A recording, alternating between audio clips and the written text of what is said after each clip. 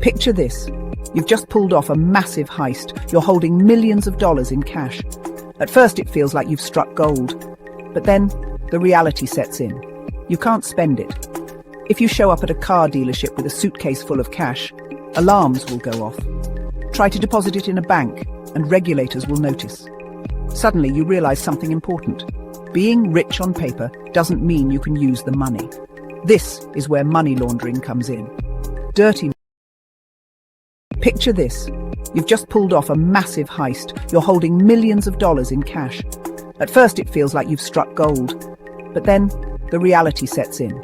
You can't spend it. If you show up at a car dealership with a suitcase full of cash, alarms will go off. Try to deposit it in a bank, and regulators will notice. Suddenly you realize something important.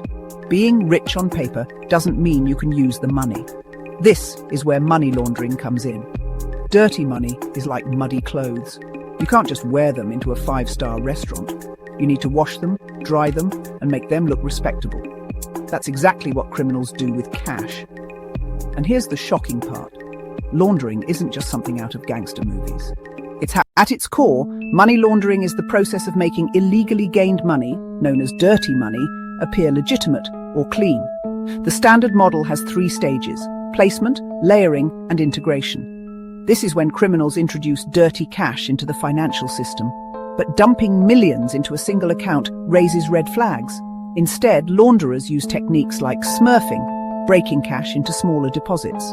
Casinos, small businesses, and luxury purchases are common tools. It's like sneaking snacks into a movie theatre. You don't walk in with a bucket of fried chicken. You hide candy bars in your pockets, one piece at a time. Once money enters the system, it gets moved around to confuse the trail. Funds bounce between banks, countries, shell companies, crypto wallets, or even fake invoices, like shaking a snow globe. At first, you can track the flakes. Shake it enough, and you can't tell which flake came from where. Finally, the money re-enters the economy disguised as legitimate income. It could be profits from a restaurant, returns from investments, or even financing for movies. After enough washing, no one remembers the shirt was once covered in mud. In the 1980s, Colombian drug lord Pablo Escobar made $420 million per week from cocaine. His biggest problem? Not rivals or cops, but rats. With so much cash stacked in warehouses, rats literally ate millions of dollars in bills every year. To clean the money, Escobar invested in farms, real estate, and soccer clubs. Classic integration. In the 1980s and 90s, the Bank of Credit and Commerce International became infamous as the Bank of Crooks and Criminals International.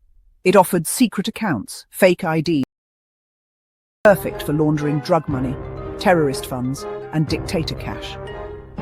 By the time regulators shut it down in 1991, billions. Danske Bank's tiny branch in Estonia laundered over $200 billion. That's the GDP of a small nation. Russian oligarchs and criminals use shell companies and fake loans to push money through unnoticed. It took whistleblowers years to expose the scandal. Bitcoin and other cryptocurrencies allow anonymous transfers. Mixers and tumblers shuffle coins around, obscuring their origin. Pour water into a river. You can't trace your droplet once it flows downstream. This makes crypto a favorite for hackers, ransomware gangs, and darknet dealers. Criminals also disguise dirty money through fake trade deals. Ship a box of paper clips but bill it as $1 million worth of electronics. Buying property is still a classic trick. Cartels and corrupt politicians purchase luxury penthouses and mansions through shell companies. The property may sit empty, but the money is now invested and clean. Laundering is the oxygen that fuels crime worldwide. Drug cartels need laundering to reinvest profits. Terrorist groups rely on laundering to move funds globally. Regular citizens suffer too. Laundered money inflates real estate prices, destabilizes banks, and erodes trust in the economy. Without laundering, crime remains small. With laundering, it scales into billion-dollar empires. Governments and banks have built entire systems to crack down. KYC, know your customer. Banks must verify identities. SRs, suspicious activity reports. Banks must flag unusual activity.